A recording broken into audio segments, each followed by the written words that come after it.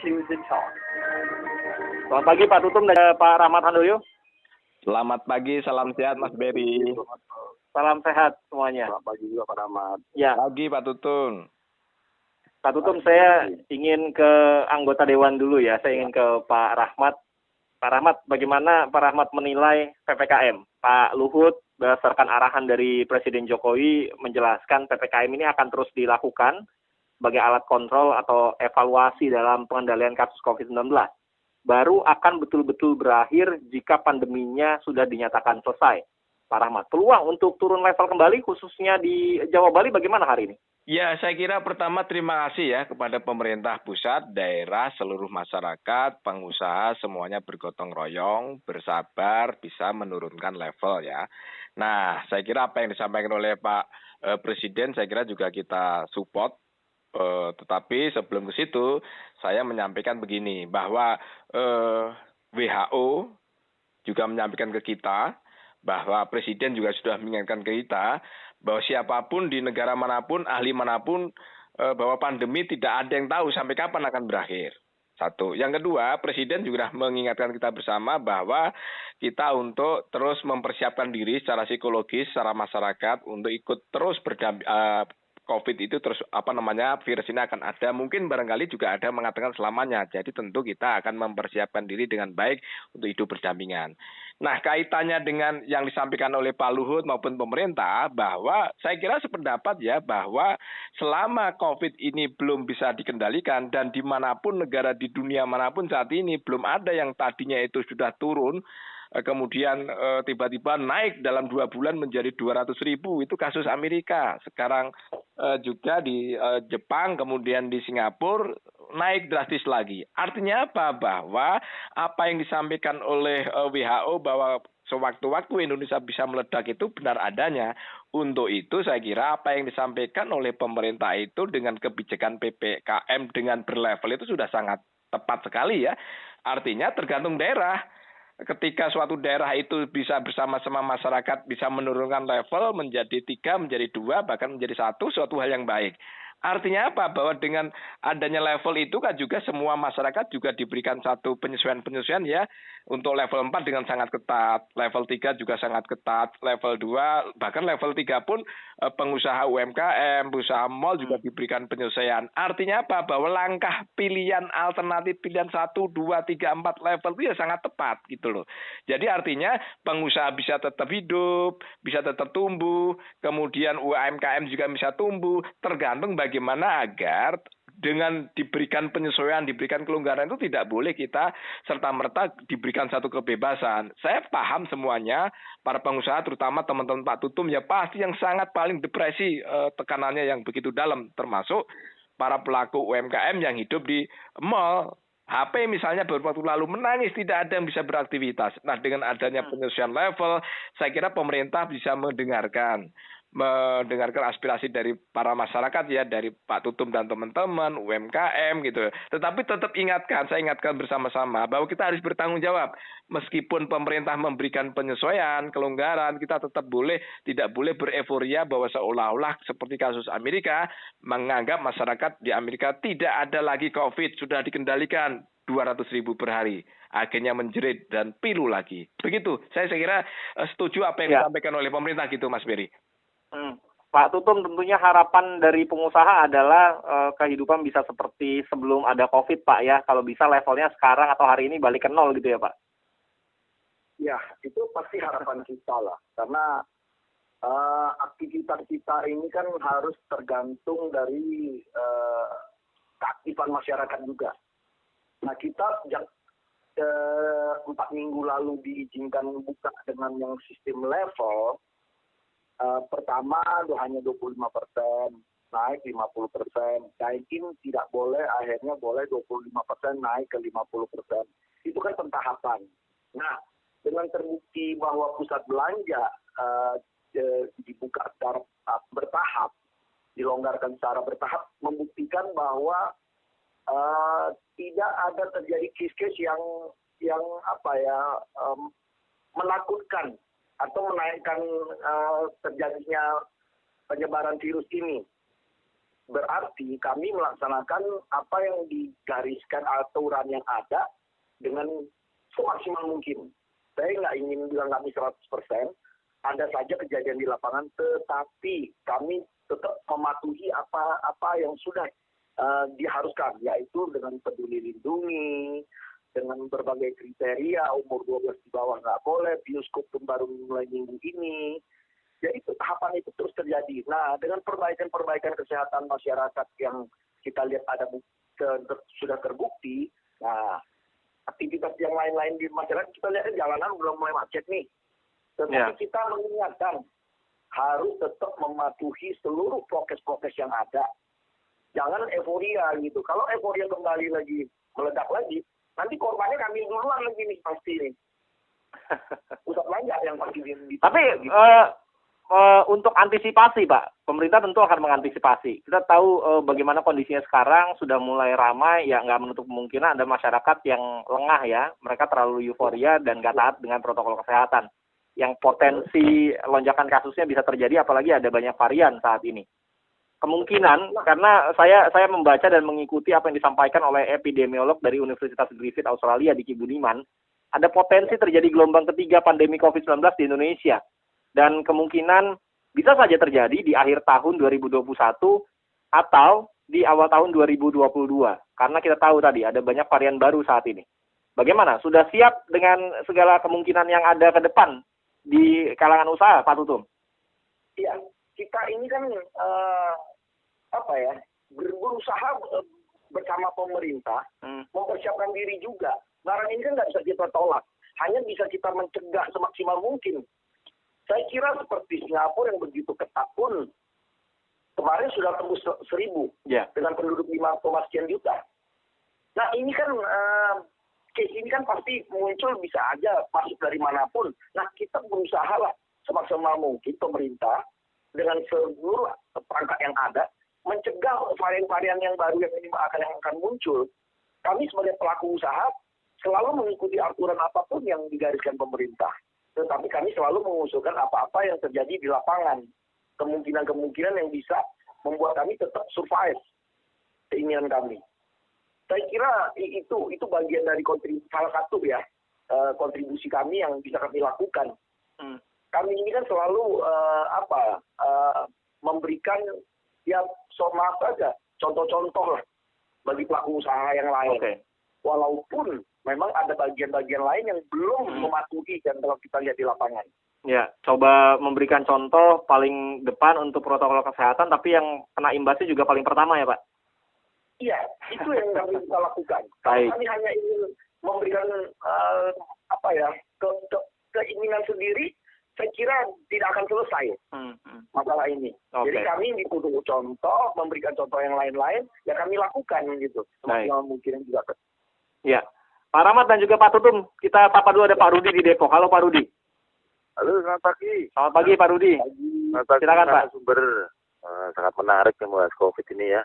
Kebetulan kami kemarin keliling daerah ya, daerah Garut dan daerah di Indramayu, Cirebon. Jadi untuk memantau itu juga salah satunya. Saya nggak perlu sebut instansinya ya. Jadi intinya memang semua kasus menurun ya. Semua kasus menurun. Saya spot di daerah-daerah ya. Masuk ke paling bawah dan ada berapa ini. Kemudian kasus memang rata-rata menurun. Cuma masalahnya ketersediaan vaksin yang sekarang masyarakat sudah antusias untuk ikut vaksin. Tapi ketersediaan vaksin yang sering sulit ya. Sering mungkin distribusinya atau mungkin memang masih belum semuanya bisa distribusi ke bawah. Tetapi yang paling menarik adalah bahwa ketika vaksin itu dihubungkan dengan pergi ke mall, pergi ke wisata itu efektif ya. Jadi beberapa orang yang mau ke mall begitu nggak vaksin kan nggak bisa sekarang kan. Itu sangat efektif, orang akan vaksin mungkin di tempat bagian lain juga bisa. Tapi yang agak kita waspadai sebenarnya gini Pak, euforia ini loh Pak, euforia ini kalau akan tidak betul-betul dikendalikan, nanti bisa-bisa juga akan meledak lagi kalau tingkat yang 70% apa istilahnya itu 70% untuk herd immunity. Iya, kekebalan kelompok. belum tercapai. Iya. Nah, ini yang perlu diwaspadai seluruhnya. Para stakeholder ini harus benar-benar bekerja keras untuk ini. Hari ini saya macet di Jalan Raya Bogor nih. Di simpang Jalan Raya Bogor itu, sekarang macet panjang. Udah seperti biasa Pak ini. Sudah seperti tidak ada PPKM sebenarnya. Nah, ini yang perlu diwaspadai sebenarnya. Antara unsur pemerintah, swasta, masyarakat, pengusaha, supaya mungkin barangkali bisa bergandengan tangan ini. Ya. Dan El Sinta mungkin. Karena itu kita bahas topik ini, kita sama-sama. Ya, kita jangan jemu-jemu untuk memerangi masalah ini bersama. Pak Rudi juga jangan jemu-jemu Pak ya. Oke. Terima kasih Pak. Terima kasih. Selamat pagi. Sehat selalu Pak Rudi. Ada Pak Wawan di Lampung berikutnya. Pak Wawan, selamat pagi. Ya, selamat pagi El Sinta. Silakan Pak. Selamat pagi para narasumber. Pagi Pak Wawan. Ya, begini Pak, masalah PPKM ini. Ini terus terang, saya ini seorang driver Pak. Driver truk lintas. Nah, masalah PPKM ini sangat-sangat menyulitkan bagi kami seorang supir Pak. Masalahnya begini, setiap kami mau keluar masuk Jakarta ini, katanya dulu kalau udah punya surat vaksin, nggak harus swab kalau mau muat di pabrik. Sementara sekarang kami udah punya vaksin, masih diberlakukan swab juga. Itu apa? Di perusahaan ya? Di perusahaan, Mas. Masuknya nggak pakai aplikasi Peduli Lindungi, Pak? Enggak. Oh, belum ya? Belum. Daerah mana biasanya itu Bapak masuk? Ini saya di Kalideres, di daerah Batu Ceper ini. Ya, itu kawasan industri juga di sana ya? Betul, di OT. Nah, itu ya, Mas, ini terus terang, gaji kami seorang supir ini setiap PP dari Lampung ke Jakarta ini 600.000. Itu. Nah, kalau suruh swab, sedangkan harga swab ini bermacam-macam Mas di sini. Ya. Ada yang 170, ada yang 150, itu kan. Nah, kalau gaji kami 600.000, dipotong 150, kadang 170, tinggal berapa? Belum kami ngantri di Jakarta ini berapa hari. Ya, pokoknya kami minta bantuannya lah dari pemerintah gimana supaya kami seorang supir ini tidak tambah sulit, dan tambah sulit lagi. Gitu loh, Mas. Oke, Pak Wawan. Oke, tolong sampaikan kepada Terima kasih ya. Ya. Karena ada anggota Dewan kita, Pak Rahmat Handoyo, nanti mungkin bisa disampaikan dalam rapat kerja ya dengan kementerian terkait. Kita jeda dulu ya Pak Rahmat dan juga Pak Tutum. Nanti 2 poin tadi yang disampaikan oleh Pak Wawan dan juga Pak Rudi yang akan kita bahas tentang ketersediaan vaksin dan euforia yang berbahaya tadi kalau kata Pak Rudi, jika misalkan kekebalan kelompok ini belum tercapai. Sementara Pak Wawan dari penuturannya tadi ternyata masuk ke dalam kawasan pabrik atau perusahaan ini belum semuanya menerapkan penggunaan aplikasi Peduli Lindungi meskipun sudah divaksinasi. Jadi syaratnya tetap harus swab PCR atau antigen.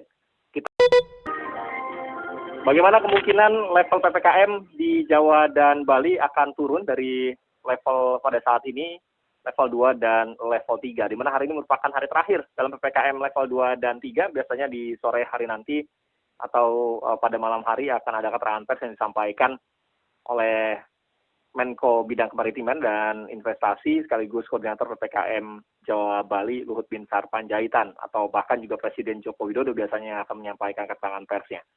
Kita akan tunggu nanti akan seperti apa data-datanya, dan kita lanjutkan ya pembahasannya Pak Rahmat Handoyo dan juga Pak Tutum Rahanta. Saya ingin kembali ke Pak Rahmat Handoyo. Tadi ada penuturan yang disampaikan oleh Pak Rudi dan juga Pak Wawan. Silakan mungkin bisa ditanggapi. Nanti kalau terlewat saya sampaikan kembali Pak poin-poinnya. Tapi sebelumnya ternyata ada Pak Beni di BSD yang masuk juga ya via telepon. Halo Pak Beni.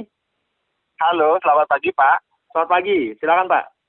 Pak, tadi saya agak menarik perhatian saya Pak. Tadi ada yang driver itu.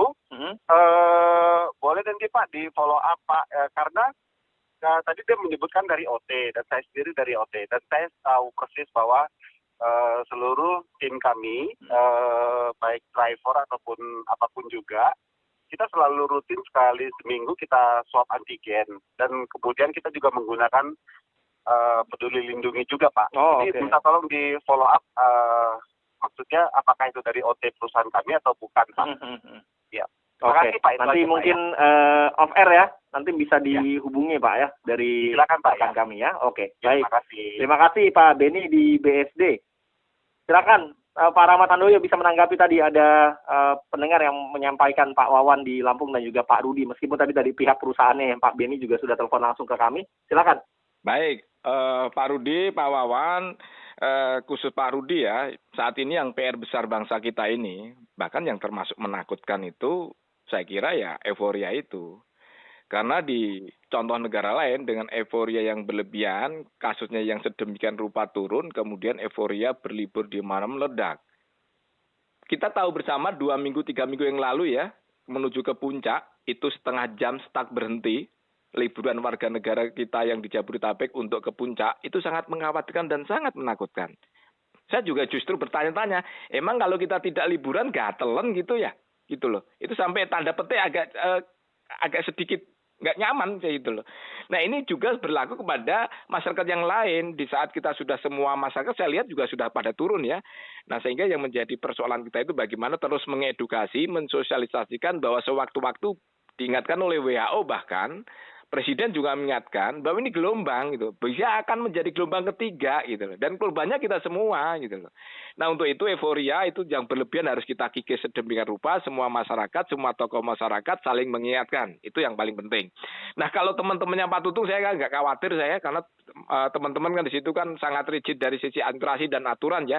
Nah di luar mall itu yang justru agak beresiko ya, pasar kemudian tempat-tempat wisata itu yang harus kita perhatikan. Nah kaitannya dengan vaksin saya kira kita termasuk yang bersyukur Mas Rudi ya, kita tidak sebagai negara 100 penghasil vaksin 100% impor, tetapi kita bisa meyakinkan dunia produsen kita menjadi nomor 4 dan nomor 6 jumlah yang divaksin maupun persentase. Ingat bahwa vaksin saat ini menjadi rebutan seluruh dunia, jadi mohon bersabar. Mudah-mudahan tahun depan itu dengan ditambah dengan vaksin merah putih buatan Indonesia, mudah-mudahan efektivitasnya bagus, kemudian aman sehingga menambah stok kita. Sehingga kita juga terus terang kita harus bersyukur, beri apresiasi kepada seluruh rakyat bangsa karena momentum sekarang ini rakyat berantusias sekali untuk meminta untuk bersabar untuk mendapatkan vaksin. Nah ini tentu yang harus kita hormati dan kita bersyukur kepada masyarakat. Artinya apa? Bahwa penanganan COVID-19 itu tidak hanya sebatas cukup hanya 5M atau 3M, harus ditambah intervensi terkait dengan ada vaksinasi. Nah saya kira 5M kita cukup bagus level ini ya, tetapi tidak boleh euforia, tetapi kita juga harus sukseskan bagaimana vaksinasi berjalan dengan baik. Tapi ingat gitu ya, harus saya sampaikan bahwa efikasi vaksin ini juga terus akan mengalami penurunan, berdasarkan penelitian bahkan 6 bulan juga mengalami penurunan. Bahkan pemerintah, Menteri Kesehatan dan para epidemiolog memberikan satu saran, kemungkinan untuk ditambah vaksin yang ketiga gitu loh. Wacana vaksin ketiga itu sudah muncul awal tahun depan gitu. Jadi artinya memang kita harus kompromi dengan keadaan, hidup berdampingan menerima vaksin, terus mungkin barangkali yang ketiga, keempat bisa jadi loh, kita tidak tahu loh ya, tidak tahu. Makanya terus karena ini penyakit baru terus akan diteliti, diamati seluruh epidemiolog dan WHO termasuk di dalamnya, saya kira harus bersiap-siap. Nah, kaitan dengan Mas Wawan ini saya kira pelanggaran ya. Bahwa aturan tes PCR maupun tes antigen itu sudah ada batas atasnya. Kalau PCR itu sekitar 490 sampai 400 sekian ya, 90 ribu sekian. Kalau dekat Elsinta 450 Pak, dekat kantor Elsinta ada klinik 450 ribu, itu kan sudah sesuai dengan aturan ya. Ya, tetapi kalau yang dikeluhkan oleh Pak Wawan ya, saya memahami batin ya, betul-betul memahami di saat dengan gaji sekian, pendapatan sekian, kemudian harus diwajibkan oleh adanya antigen dengan 150 ribu, jelas pelanggaran karena di aturan jelas di atas batas atasnya itu adalah 199 kalau tidak salah ya, salah kalau dikoreksi. Artinya apa? Saya harus sampaikan kepada teman-teman sekalian bahwa divaksin itu bukan berarti kita terbebas dari virus. Makanya kita juga harus belajar dari kasus Kudus ya, kemarin klaster industri yang begitu luar biasa. Bermula kan kita kan di Kudus ya, begitu banyak kemudian menjalar ke banyak kemana-mana ya. Artinya apa? Memang begitu sudah divaksin untuk ketentuan dan keperluan dan aktivitas tertentu memang diwajibkan, seperti naik pesawat itu harus ada PCR, ada vaksin, kita harus ikutin. Kenapa?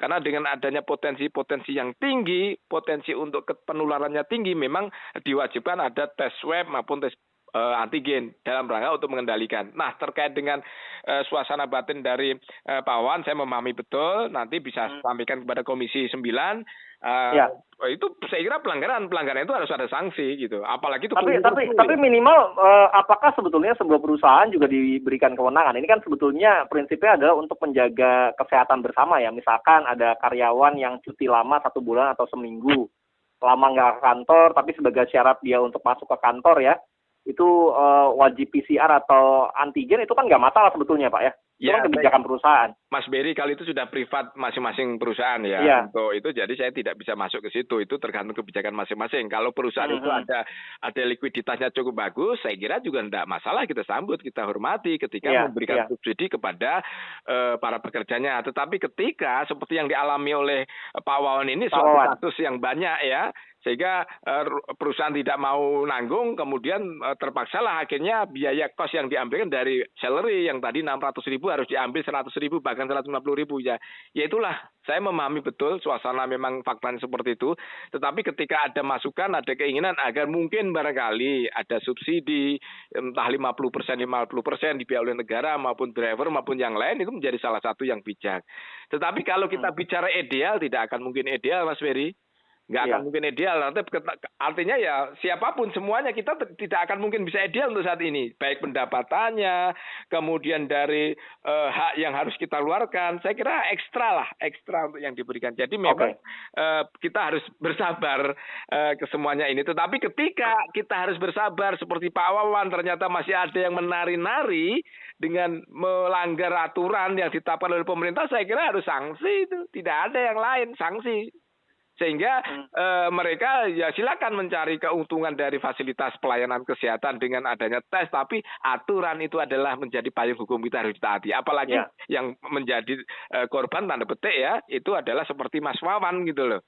Itu yang harus kita berikan penyesuaian dan harus kita peringatkan keras kepada siapapun termasuk pelayanan kesehatan tidak boleh mengambil keuntungan dengan cara-cara yang tidak sehat begitu. Baik. Ya. Pak Tutum, kembali lagi tadi persoalan Hipindo. Ini artinya kan kalau tadi dijelaskan oleh Pak Wawan, belum semua, misalkan ya perusahaan, kalau tadi contohnya Pak Wawan ya, belum menerapkan aplikasi PL atau Peduli Lindungi. Ini yang dikhawatirkan oleh Hipindo juga. Artinya Hipindo sebagai yang concern sekali juga dalam penerapan aplikasi Peduli Lindungi, masuk ke pusat perbelanjaan harus scan dulu, status yang masuk itu jelas. Khawatir juga misalkan ada tempat-tempat lain yang demikian. Karena kan nggak semuanya ya sekarang bisa menerapkan hal seperti itu. Misalnya, masuk pasar tradisional aja kita nggak pakai aplikasi Peduli Lindungi. Keluar masuknya kan itu bisa dari pintu mana aja gitu, Pak Tutum. Iya, sampai Menteri Perdagangan pun beberapa hari yang lalu di media juga menyampaikan sangat sulit saat ini, belum tepat pelaksanaan Peduli Lindungi diri di pasar-pasar tradisional. Memang kita bayangin, mereka tidak mempunyai border yang jelas antara jalanan dengan pasarnya kan. Jadi pengawasannya pun sangat sulit dan di mana alat itu mau ditaruh gitu. Pertama itu. Yang kedua, saya ingin menanggapi tentang apa yang disampaikan Pak Rudi di Bogor ya. Memang mengkhawatirkan, kita juga lihat seperti Pak Rahmat juga sampaikan 2 minggu lalu aja area-area wisata ini udah orang seperti kepanikan. Haus akan hiburan gitu ya. Nah kami sendiri pun saya juga ingin menyampaikan, sampai detik ini pusat perbelanjaan walaupun diizinkan untuk 50% dengan kapasitas yang ada, sampai sekarang pun hanya maksimum di puncak-puncaknya hanya 35%. Karena kenapa? Dengan berbagai kriteria-kriteria yang untuk masuk pusat belanja, pertama Peduli Lindungi, anak umur di bawah 12 tidak boleh masuk. Terus dengan berbagai aktivitas yang di dalam pusat belanja pun masih belum 100% normal gitu. Nah inilah yang bisa kita sampaikan. Hal-hal yang kami tetap ikutin, patuhi. Di satu sisi yang kami khawatirkan, di luaran itu begitu euforia, takutnya urusannya ini meledak lagi, kami juga yang nanti terimbas. Ini yang kita tidak inginkan. Nah, kita harapkan apa? Yaitu pengawasan yang ketat. Memang dari minggu yang lalu, Pak Luhut menyampaikan ke area-area wisata harus ganjil genap, contoh kendaraannya. Itu satu kemajuan untuk saling menjaga gitu. Kalau tidak, kita tidak tahu siapa yang mematuhi, siapa yang tidak mematuhi, sehingga kita semua yang harus akan menanggung beban. Nah, saya kalau boleh sedikit menyinggung soal yang Pak Wawan ya tadi yang penyeberangan dari Lampung Sumatera ya. Iya. Saya kira kita juga ada transportasi, ya persisnya nanti mungkin yang Pak Beni yang akan minta kontak Pak Wawan ya. Tetapi dari pengalaman yang kami ada, distribusi yang ada, itu biasanya masih penyeberangan yang tertentu yang masih meminta. Kalau perusahaan, pasti mereka juga yang besar-besar, apalagi seperti OT, pasti melaksanakan peduli lindungi. Iya. Kalau untuk karyawan-karyawan internal, seperti yang Pak Beni sampaikan, mereka biasa mengadakan swab minggu sekali tadi yang saya dengar gitu. Jadi mungkin yang tadi yang dimaksudkan oleh Pak Wawan adalah ketika dia masuk ke perusahaan lain ya. Betul, bukan di OT-nya. Bukan di OT-nya, iya. Saya juga memahaminya seperti itu tadi maksud Pak Wawan. Betul, karena dialamin juga oleh karyawan-karyawan kita gitu. Untuk beberapa wilayah penyeberangan, kadang-kadang diminta untuk swab antigennya gitu. Jadi berarti kan penyeragaman berarti ya, kalau di lapangan harus semuanya peduli lindungi ini diterapkan gitu. Secara garis besar itu, mau ke wilayah-wilayah yang timur juga begitu, ke wilayah barat juga begitu gitu. Karena ini kan perjalanan jauh untuk driver untuk logistik. Iya betul. Tetapi kalau di dalam Pulau Jawa sendiri kita nggak lihat karena kan nggak ada penyeberangan. Iya. Bung Dery. Ya itulah kira-kira yang saya bisa bantu menjelaskan sedikit ya. Baik. Karena dialami oleh kita juga gitu. Oke. Ya, Pak Rahmat dan juga Pak Tutum, terima kasih untuk waktunya Pak ya. Salam sehat selalu dan mudah-mudahan hari ini ada kabar baik lagi. Tapi yang paling penting kalau misalkan hari ini kembali turun lagi level PPKM-nya di Jawa Bali, itu tidak serta-merta membuat kita semua euforia. Kita tetap harus waspada karena virus ini masih di sekitar kita. Baik, Mas Beri. Ya. Terima kasih, salam sehat Pak Tutung. Terima kasih. Ya, Pak. Terima kasih. Selamat pagi semuanya. Salam sehat. Selamat pagi, salam sehat. Kalau boleh nanti umur 12 ke bawah mulai diizinkan Pak secara bertahap. Oke. Ini sudah ada perbaikan Pak Beri. Ya. Karena ini sangat menentukan tingkat kunjungan ke dalam pusat belanja Beri. Iya, tentunya. Terima kasih Pak Tutum. Pak Rahmat Handoyo, selamat pagi. Baik, selamat pagi.